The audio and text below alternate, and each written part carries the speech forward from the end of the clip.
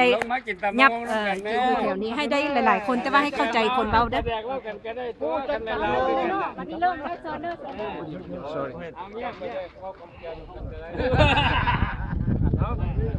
แล้วบอกนี่เอาเดินแล้วบอก1 2 3 4ลงมาน่ะเปิดใจนิดถึงท่านจุมลีไสยสอนประธานพรรคประชาชนปฏิบัติลาวผู้กำอำนาจสปปลาว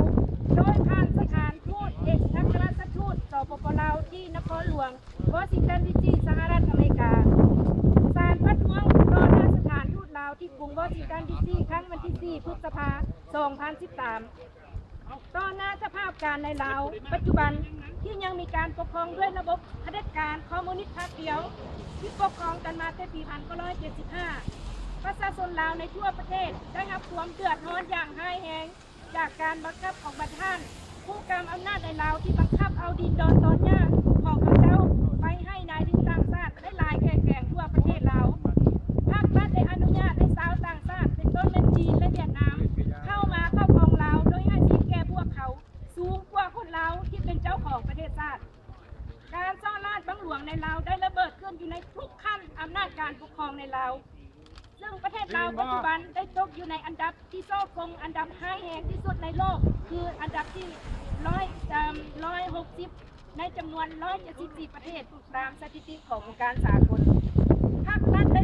ปะปล่อยให้เด็กน้อยชาวลุ่มลาวกลายเป็นทาสของสังคมถูกนำไปขายตัวและเป็นค่าทาสแรงงานมืดอยู่ประเทศใกล้เคียงเป็นแสนๆคนอันเป็นหน้าอับอายชาวโลกซึ่งบ่เคยมีมาในประวัติศาสตร์ของเราพร้อมกันนั้นชาวนุ่มลาวที่ควรเป็นกระดูกสันหลังของชาติในอนาคตได้กลายเป็นพวกเสียทาสขาดคุณติดยาบ้าเต็มบ้านเต็มเมืองโดยบ่ได้รับการศึกษาดูแลเท่าที่ควรจากผู้กำอำนาจในเรานอกจากนั้นภาครัฐก็ได้ทำลายธรรมชาติอันสวยงามและมีคุณค่าของเราด้วยการสร้างเขื่อนไฟฟ้าแบบบ่มีขอบเขตและบ่มีไม้ผลได้ผลเสียของธรรมชาติ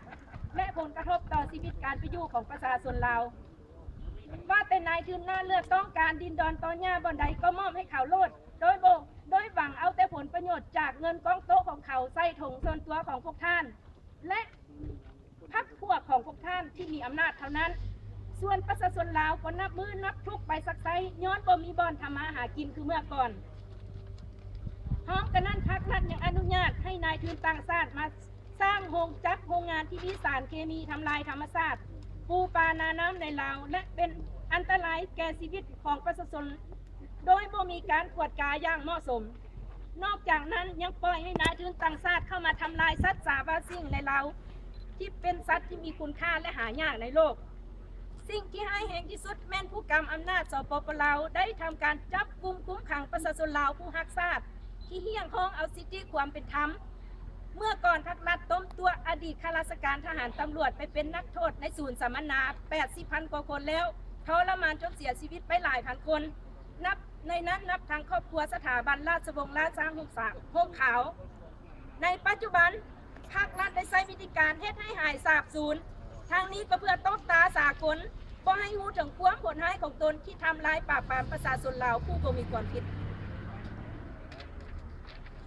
เส้นกลางปี 2012 ผ่านมาภาครัฐได้เฮ็ดให้ตำรวจท้องถิ่นเขตภาคใต้ของลาวหายสาบสูญไปหลาย10 คนซึ่งล้วนแล้วแต่แม่นตำรวจผู้ซื่อสัตย์รักชาติและบ่ยอมซ่อกงกิจสินบนและในท้ายปี 2012 ผ่านมานี้ก็แม่นการหายสาบสูญของท่านสมบัติสมพรผู้ที่มีความรู้และคุณความดีแก่การพัฒนาประเทศเราภาครัฐได้เฮ็ดให้ท่านสมบัติสมพรหายสาบสูญแล้วก็ทำท่าว่าบ่รู้บ่เห็นและบ่ยอมให้ความเป็นจริงที่เกิดขึ้นใดๆแต่องค์การสากลที่ดักไว้ส่วนชาวลาวนอกประเทศที่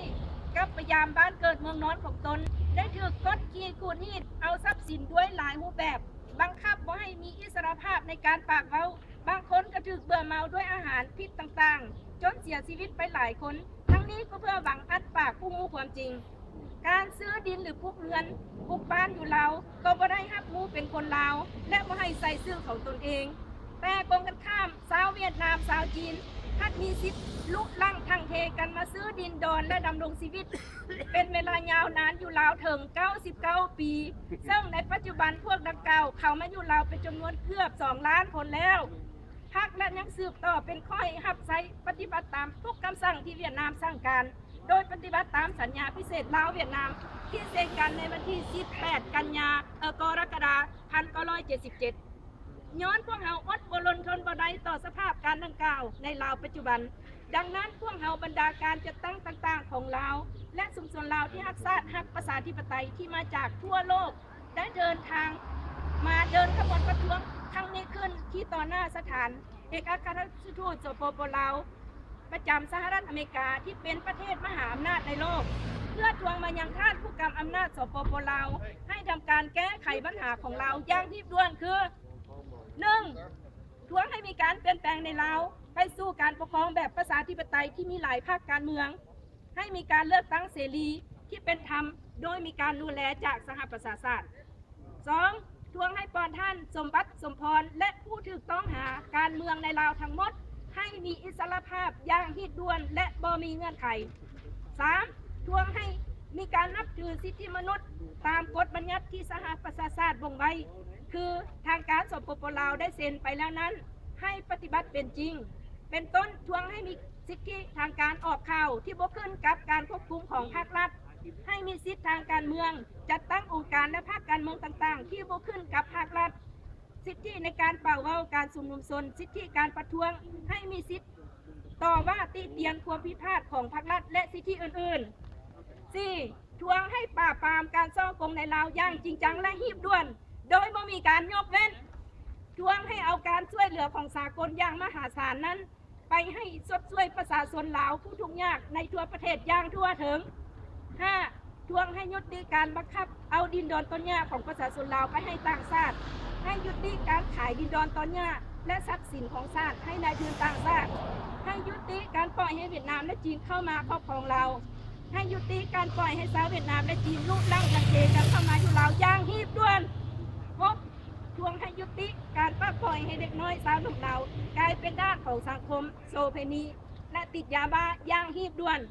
ทวงให้สร้างเงื่อนไขแก่เด็กน้อยสาวหนุ่มเราให้มีโอกาสได้ห้ำเฮียนศึกษาแบบเสมอภาคอย่างทั่วถึงในทั่วประเทศโดยบ่จำแนกชนชั้นวรรณะและทวงให้ปราบปรามการซ่อโกงซื้อจังในระบบการศึกษาในลาวอย่างจริงจังและบ่ยกเว้น 7.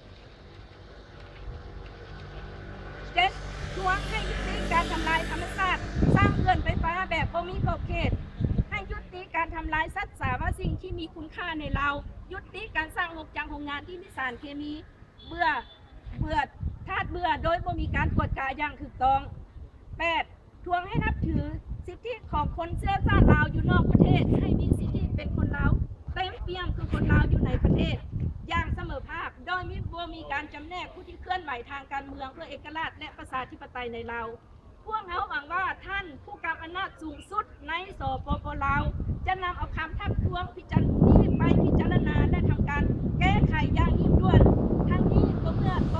ลประโยชน์ของชาติเราก่อนที่จะล่าสวยเกินไปที่วอชิงตันดีซีวันที่ 4 พฤษภาคม 2013ต่างหน้าขบวนการประท้วง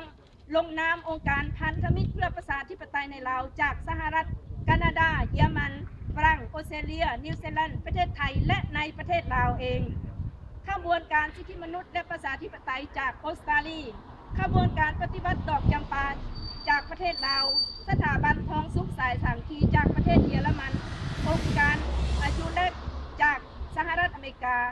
พรรคประชาชนลาวล้านช้างจากแคนาดาประชาคมลาวอเมริกันรัฐแมสซาชูเซตส์องค์การลาวเพื่อสิทธิมนุษย์และประชาธิปไตยจากสหรัฐองค์การมนุษยธรรมองค์การมนุษยธรรมทูบีลีกุและองค์การจัดตั้งอื่นๆพร้อมทางชุมชนลาวที่มาจากทั่วโลกโดยเฉพาะจากสหรัฐอเมริกาแคนาดาจากประเทศออสเตรเลียนิวซีแลนด์เยอรมันฝรั่ง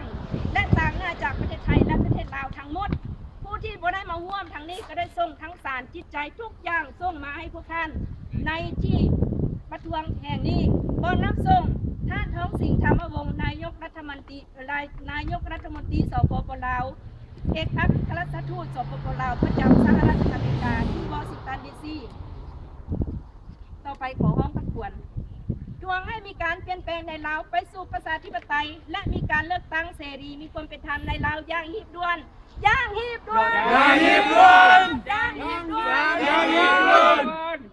ทวงให้ปล่อยทาสสมบัติสมพรทวงให้ปล่อยทาสสมบัติสมพรทวงให้ปล่อยสมบัติสมพรทวงให้ปล่อยทาสสมบัติสมพรและผู้ถือต้องหาในลาวทางการเมืองและผู้ต้องหาในการเมืองในเราให้มีอิสรภาพอย่างหีบด่วนให้มีอิสรภาพอย่างหีบด่วนทวงให้ยุติการปล่อยเวียดนามมาครอบครองลาวอย่างหีบด่วนเวียดนามเราอย่างหีบด่วนอย่างหีบด่วนอย่างหีบด่วนแก้วกินฮิตจงออกเมืองลาว อย่างหีบด่วนอย่างหีบด่วนจงยกเลิกสัญญาพิเศษลาวเวียดนาม1977อย่างหีบด่วนอย่างหีบด่วนอย่างหีบด่วนอย่างหีบด่วนเศร้าเด้อเอาแก้วว่าเป็นพ่อมึงอ่ะนะจงยุติการบังคับยึดเอาดินแดนของประชาชนลาวให้ต่างดาวเวียดนามและจีนอย่างหีบด่วนอย่างหีบด่วนอย่างหีบด่วนทวงให้ยุติการทำลายธรรมชาติในลาวอย่างหีบด่วนอย่างหีบด่วนอย่างหีบด่วนทวงให้ยุติการซ่อกงในลาวอย่างหีบด่วนอย่างหีบด่วนทวงให้ยุติการปล่อยให้เด็กน้อยไปเป็นโสเภณีและติดยาบ้าอย่างหีบด่วนอย่างหีบด่วนอย่างหีบด่วนพอเข้าใจ Now in English How in English Their protest to the Lao ambassador and to the Lao Communist Party, Lao people in general. Under the dictatorial communist single state, single party rule since 1975, the entire Lao populace have suffered extreme hardships from the control by you and your associates who hold power. In numerous provinces and localities all over the country, the people have been forced from their lands from foreign investors from China, Vietnam, who are given rights above the Lao people who are the owners of the country. Corruption is rampant at every level of the governing authority. The country is among the most poor, the most corrupt country in the world, ranked as low as 160 out of 174 countries. The epidemic corruption, which has siphoned off funds from foreign aid and foreign investments meant for development, has generated chronic high levels of unemployment and sent thousands of young Laotians to neighboring countries to seek their livelihood. There, through the horrific wheels of human trafficking, young men, boys end up as slave labor, and young girls in their teens are forced into selling their bodies as prostitutes. A mark of shame has never happened in the annals of Lao history. At the same time, because of the neglect by the government, Lao youth, who should be regarded as the backbone of the country, have come to lose their potentials and become less and less useful and more dependent on drugs and amphetamine, or as yaba, it's commonly known as. Furthermore, the party/state has helped to destroy the invaluable and pristine natural landscape of the country with reckless rush to build hydroelectric dams without adequately taking into account the damages to natural resources and the impact on the livelihood of the Laotian people. The greedy foreign investors will have their way with the Lao government as long as they keep paying under the table into the personal accounts and pockets of those in power, while the people become even poorer every day as they are driven from their land on which they have made a living for hundreds of years. The government has further permitted foreign businesses with factories that generate chemical pollution to operate without proper and adequate checks and controls, which damage the animals and plant life of the country, including the rarest precious species as well as the safety of human beings. The worst and most disturbing act of all by the Lao government is the arrest of Laotians who love the country and who cared only about rights, justice, peace and harmony, which is the motto of the Laos PDR, yet they don't practice it, and whom were sent to so-called seminar camps, which were literally death camps. Whether or not you call it seminar or not, softening or making it PC is not going to cut it. They were former government civil servants, military and police personnel. The king, the queen, the crown prince, and other members of the royal family, and regular citizens numbering in more than 80,000 were tormented and tortured in the so-called seminar camps, or gulags, as it should be called, death camps. Many perished, including the royal family. Nothing has changed. Now, in the present days, the party state deceives the international community by using the disappearance method to repress and destroy innocent people. In the mid-2012, it made to vanquish many members of the police in the localities who, because of their law and patriotism, refused to take part in corruption in the southern part of Laos. At the end of 2012, Mr. Sombat Sompan, who has over the years proven to be a knowledgeable expert and a rare asset to the national development, was made to disappear by the party state, which then said it knew nothing and saw nothing and refused to report on the facts about the incidents, so-called, by the international community. Ladies and gentlemen, these were captured on closed circuit TV, the actual abduction by the uniformed police of Laos, capturing its own citizens. Yet they denied any accountability. What part of a democratic society is that, where there is no accountability? One party state is a dictatorship. Overseas Laotians who return to visit their birthplace are restricted in their freedom of speech and subjected to monetary extortion in many forms. In addition, they often fall victim to deliberate food poisoning and death. This is the party's way of silencing those who want to tell the truth. It's the modus operandi of the Communist Party. Do nothing, see nothing, yet repress all they can. Overseas Laotians are not entitled to their own lands or properties in Laos, or to build homes in their own names, while over 2 million Chinese and Vietnamese have been given the right to flood into Laos and to live there for as long as 99 years. The party state is subservient to every directive from Vietnam, in line with the so-called Lao-Viet Special Treaty of Friendship and Cooperation of July 18, 1977, which is, ladies and gentlemen, can be renewed every 10 years in perpetuity, without any accountability. What that means in real terms is that basically they own Laos from now to eternity. You're right.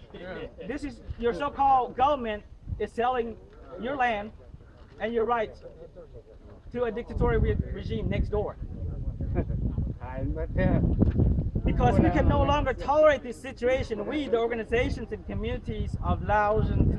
all over the world who love Laos and value democracy, have come to demonstrate in front of the Lao Embassy in Washington, D.C.